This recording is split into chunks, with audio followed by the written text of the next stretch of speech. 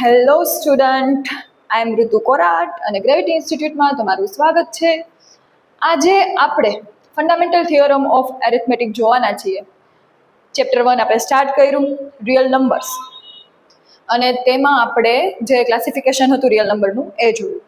હવે આપણે fundamental theorem of arithmetic જોવાના છીએ. આ જોતા પહેલાં મેં તમને કાલે વાત કરી હતી કે આપણે કમ્પોઝિટ નંબર અને પ્રાઇમ નંબર એ બંને શીખવા જ પડશે. તો પહેલાં એ શીખ્યા ને પછી આપણે આ થિયરમ તરફ આગળ જઈએ. જો તમને એ બે નો ખબર હોય તો તમે આ ઇઝીલી ના સમજી શકો.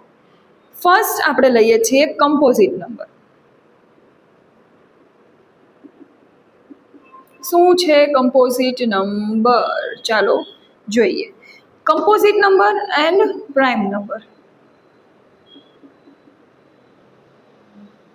હવે તમે કોઈ પણ નંબર લ્યો, જે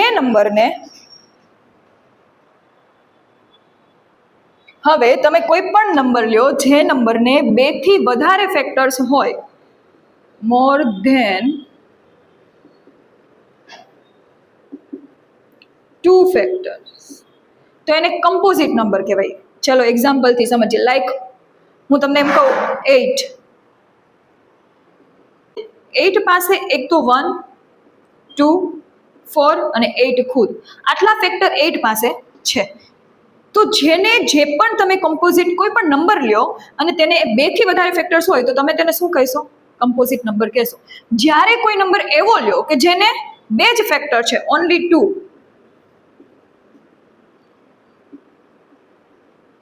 તો તેને પ્રાઇમ નંબર કહેવાય. તેનું એક્ઝામ્પલ આપણે લઈએ, લાઈક 3. તો 3 ને 2 જ ફેક્ટર છે, એક તો 1 અને એક ખુદ પોતે.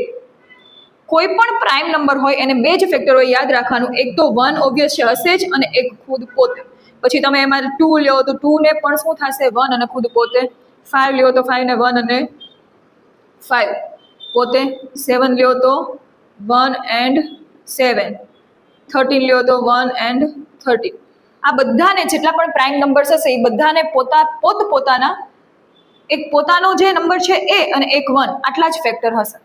તો કમ્પોઝિટ નંબરમાં મોર ધેન 2 ફેક્ટર્સ આવશે. લાઈક અહીંયા હું 16 લઉં તો 16માં ક્યાં ફેક્ટર આવે? 1 છે, 2 છે, 4 છે, 8 છે, ધેન 16 ખુદ છે. તો આ કમ્પોઝિટ નંબરમાં મોર ધેન 2 ફેક્ટર્સ યાદ રાખવાના છે. પ્રાઇમ નંબરમાં તમારે ઓનલી 2 ફેક્ટર્સ યાદ રાખવાના છે. હવે હું તમને આમાંથી એક એવો ક્વેશ્ચન પૂછું કે 1 છે, ખુદ 1 પોતે, એ કમ્પોઝિટ નંબર છે કે prime number?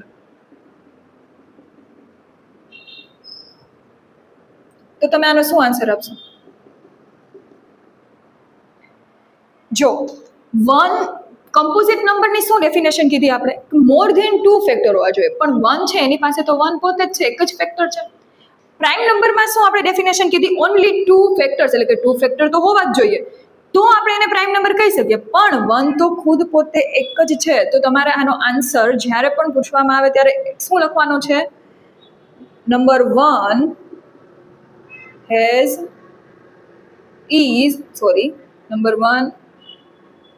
is not composite number or a prime number.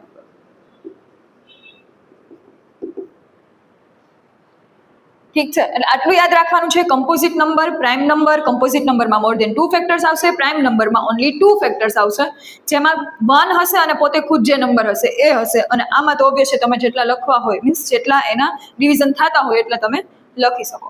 આટલી ખબર પડશે તો હવે તમને ફંડામેન્ટલ થિયરમ ઓફ એરિથમેટિકની ખબર પડશે.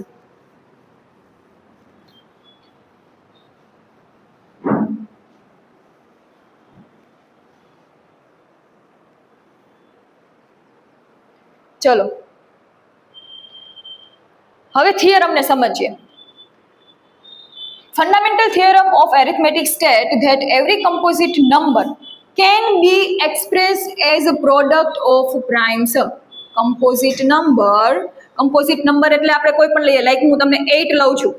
હવે 8 નું છે can be expressed as a product of primes. હવે 8 ને છે હું તમને એમ કહું કે આનું ટ્રી ડાયાગ્રામ દોરો, તો ટ્રી ડાયાગ્રામ છે આનું શું થશે? 2 4 2 2 એટલે 8 ને તમારે 2 મલ્ટીપ્લાય 2 મલ્ટીપ્લાય 2 અને 2 ની 3 ઘાત છે એ રીતે તમે લખી શકો.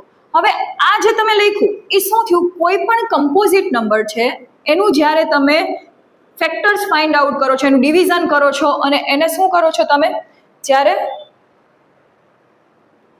ફેક્ટરાઇઝેશન કરો છો ત્યારે તમને ઓલવેઝ જે નંબર મળશે એ 2 છે, એ તમને ખબર જ છે પ્રાઇમ નંબર છે.